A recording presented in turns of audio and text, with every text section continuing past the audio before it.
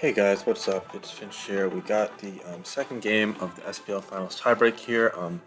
As you didn't see yesterday, Empo was able to defeat Anti Kratos Mana in the first game.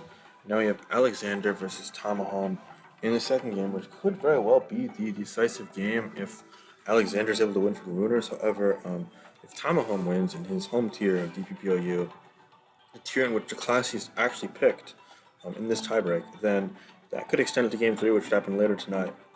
So we're going to have to keep our eyes open and see what happens here.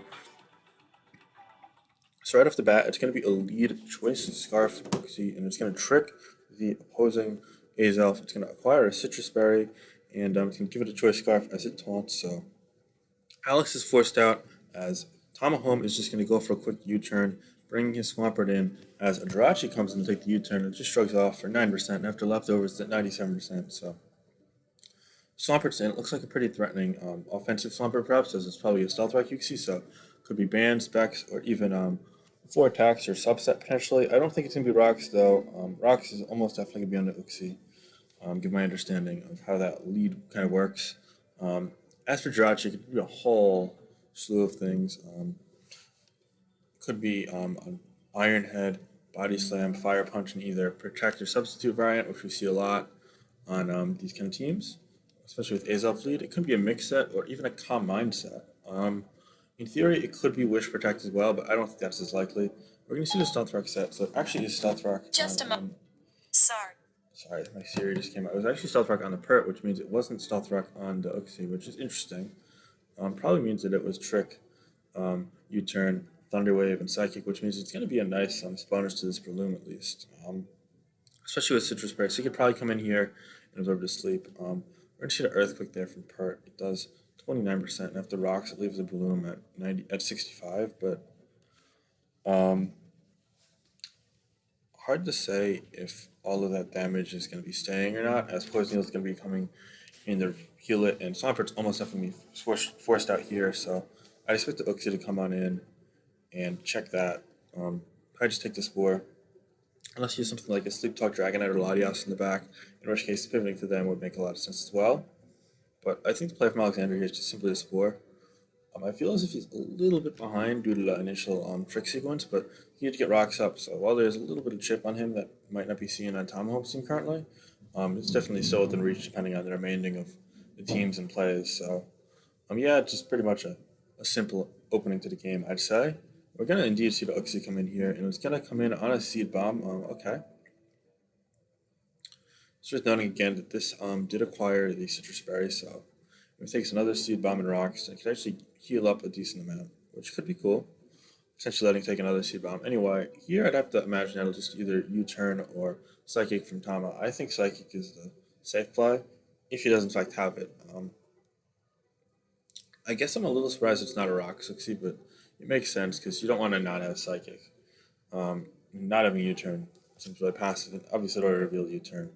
But in the fourth slot, I think it probably is just Thunderwave then, which would make a lot of sense. So that means that some likely things in the back could be like a Choice Band or a 4 attack Tyranitar, a Machamp potentially, a mixed Dragonite or a banded Dragonite, and also a Jirachi. So I think those things are pretty likely Pokemon that you could see in the back from Tamahome. In addition to that, Scarf Rotom wouldn't shock me if it's the speech control, but a Flygon could very well be possible as well. So there's Thunderwave. And we're going to see U-turn here. So if it's a Rotom or a Tar, I'd imagine, oh, your Jirachi, yeah, Jirachi coming here. And it's indeed going to come on in on an explosion. It's going to critical hit the Jirachi, which honestly is really unfortunate. A critical hit against Jirachi of Tamahome. Tamahome is a classical Jirachi user, if you will. He really gets the most out of that Pokemon. So seeing that go down to a critical hit is not the most fortunate of events for the Classiest. Um, with that said, of course, it does open up a free switch for the Tamahome side where he's going to get Starmie in, and that could potentially spin against his Pert. However, the Pert probably is offensive, as again, it is not Stealth Rock on this team for sure, as we saw to Azelf, so you have to wonder if Starmie's going to be able to sponge an Earthquake or Earth Power, depending on the set. It's just going to go for the spin safely, as Tyranitar is going to come in for Alexander. So yeah, it looks like they're actually running pretty similar team structures as kind of lead Psychic plus Pert plus Jirachi, kind of both the offensive team. if you will, which makes a lot of sense. We've seen similar teams a ton. It's going to be a Thunderwave Star Mix. Yeah, I'm thinking that there's a Machamp in the back, and it's going to die to the pursuit. So it's a choice banded Tar. So yeah, I'm thinking that this is definitely a body slam Jirachi for Alexander. And it could very well have been Thunderwave last on the Azelf. And yeah, there's going to be a Tyranitar there. So I'm thinking that Tamahome may very well be something like Choice Banded or um, or just Vortex Mix, which means that the last probably is a Scarfer, unless it was Scarf on that Jirachi. And yeah, it's going to take it off. So it's a Choice Band Tar from Tamahome as well, which isn't shocking. It's going to invite the Balloon to come out in here, which isn't great. I think that Alexander actually has the lead at this point, barring it being Scarf Jirachi. Yeah, Tamahome, I'm really hoping that it's Scarf Jirachi for his sake, because then the last Pokemon could be something like Dragonite or Machamp, which could make progress. I think Dragonite makes a ton of sense, actually, as the last, if it's the Scarf Jirachi. So we'll wait and see. But again, oh, it's Zapdos, which also makes a ton of sense as well. So it's going to come out of Seed Bomb, and it actually looks like it could potentially do well if it's able to touch the Swampert. Um, of course, that's a big if. And it's going to be Latias here. And come in on a hidden power grass. Okay, so that's actually really good for the Tamahome side because that means it could destroy the Swampert potentially. So he just has to be able to trap that Latias. Now, it's kind of a big if because A, it's a band tar, so it's not the most bulky, so it could potentially die to two spec surf.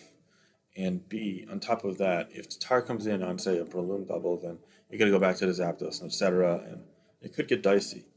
The one good thing for Tama is that there's no rocks to deter this Zapdos from switching in repeatedly, and it should be able to withstand a offensive assault from the Loom. So I actually think Tamahome's position is pretty good after seeing that it's in power grass. I'd actually favor him. Of course, a lot hinges on that Jirachi set from Alexander as well, but the pert is very healthy for Tamahome, so I think that's okay. It's definitely manageable. Um, this is going to come down to a wire, though, that's for sure. I think he's really got to get a lot out of that Tyranitar. I don't see a world in where Tom Holmes stays in here, in fact. He's actually just going to stay and go for the hidden power. I think that was a reach. Just as Dredge comes in, I understand Alexander's switch because he didn't want to get trapped, but I feel as if was an unnecessary risk from Tamahome, but it did work out. And it's actually an Ice Punch variant of Jirachi, which means it's definitely not going to be something like Grass Knot. Now, Latias is going to come in on an Earthquake. Okay. I wonder if this is potentially Protect Last or if it's just Ice Punch Last. I think it's Ice Punch Last. Anyway, Tyson come in here now on a Draco, which is great. So Tamahome has successfully put himself in a winning position now, and this is going to be trapped for sure. And I think that Tamahome's going to win this game at this point. But of course, it still depends. Jirachi can do some madness.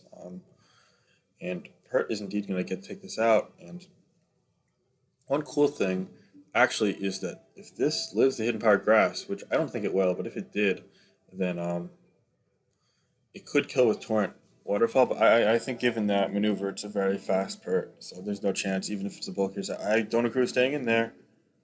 And it's oh my god, you got to be fucking kidding me.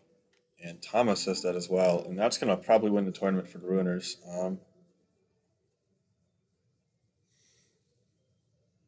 That's really unfortunate. Boy, um, it's really undeserved, unfortunately. I mean, the Ruiners are definitely a solid team, and they played some nice Pokemon to get up to this point, but they got ridiculously lucky in the regular series, in the DPP game and the GSC game, and to make matters worse for the Classiest, this was also a really unlucky game, and I do think the Classiest, in a way, dug their own grave a bit, i.e., they used a really bad team in the last tiebreak game, but ultimately I feel as if they've finished just a little bit better over the course of the series. So it's unfortunate, and if the Zapdos doesn't thaw out, which very well may not, then this could be over. Um, but if Zapdos does thaw out, then the game could very well be won by Tama. So here comes. Question is, do you go Uxie here and bait the superpower? Yeah. Really good play there. It's going to get that citrus spray, so it's going to heal up. Okay. Now you're just staying here and pray to wake the fuck up. But yeah, it's not going to wake up on the first turn. And it's going to probably die to a waterfall after sand. Yeah, okay, so he's got one chance to. No, it actually lives. So, oh, and it's left season pert. No, but yeah, looking bleak. Gonna need to thaw, and given what was said in the chat, it's not gonna. So Alexander's gonna win a really undeserving game, and that's an anticlimactic ending to SPL. Hope you guys enjoyed. Peace.